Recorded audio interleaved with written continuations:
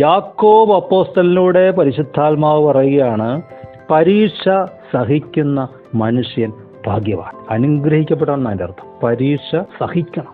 നിങ്ങളൊരു സ്ഥലത്ത് ജോലിക്ക് പോയി, മേലുദ്യോഗസ്ഥൻ നിങ്ങളെ ഉപദ്രവിക്കുന്നു, നിങ്ങളുടെ അക്കോമഡേഷൻ മോശമാണ്, നിങ്ങൾക്ക് അവിടെ പിടിച്ചു നിൽക്കാൻ പറ്റുന്നില്ല. പക്ഷെ ദൈവത്തിൻ്റെ പ്ലാൻ അനുസരിച്ചിട്ടാണ് നിങ്ങൾ പോയത്. നിങ്ങൾ ഇട്ടിട്ട് പോന്നാൽ ദൈവ ഉദ്ദേശം നടക്കില്ല. സഹിക്കണം. പരീക്ഷ സഹിക്കണം. ഭാര്യയിൽ നിന്ന്, ഭർത്താവിൽ നിന്ന്, മാതാപിതാക്കളിൽ നിന്ന്, സഭയിലെ ഉപദേശിമാരിൽ നിന്ന്, സഹവിശ്വാസികളിൽ നിന്ന് ബുദ്ധിമുട്ട് തോന്നിയാലും ദൈവമാണ് നിങ്ങളെ കൊണ്ടുപോയതെങ്കിൽ വിട്ടുപോകരുത്, നിൽക്കണം. സഹിക്കണം, ഓടരുത്. സഹിച്ചാൽ അടുത്ത ഗുണം ഇതാണ്, കൊള്ളാകുന്നവനായി തെളിയുന്നു എന്ന് പറഞ്ഞാൽ കൊള്ളുകയില്ലാത്ത ചില കാര്യങ്ങൾ ഈ ഹൃദയത്തിലുണ്ടെന്നേ. വെള്ളം തെളിയുന്ന കണക്ക് തെളിയും, ഹൃദയം തെളിയും. അടുത്തതാണ് ഔട്ട്കം, കർത്താവിനെ സ്നേഹിക്കും.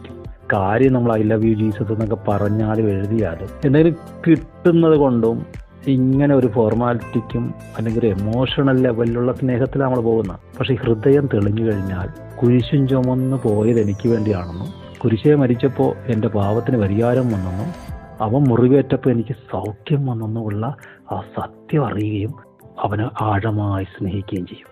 കർത്താവിനെ സ്നേഹിക്കും. അതാണ് ഔട്ട്കം. ഇതിനു വേണ്ടി പരീക്ഷയ്ക്കിടുന്നതാണ്. നിനക്ക് കർത്താവാണോ വലുത്, വേറെ വലുതുവാണോ?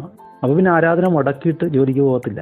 മക്കളെയോ ബന്ധുക്കളെയോ കർത്താവിനേക്കാൾ പ്രാധാന്യം കൊടുക്കല.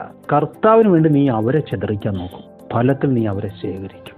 മുമ്പ് അവർക്ക് വേണ്ടി നീ കർത്താവിനെ മാറ്റിവെച്ചു, ഇപ്പോൾ സ്നേഹത്തിലായി, ട്രാക്കിലെത്തി.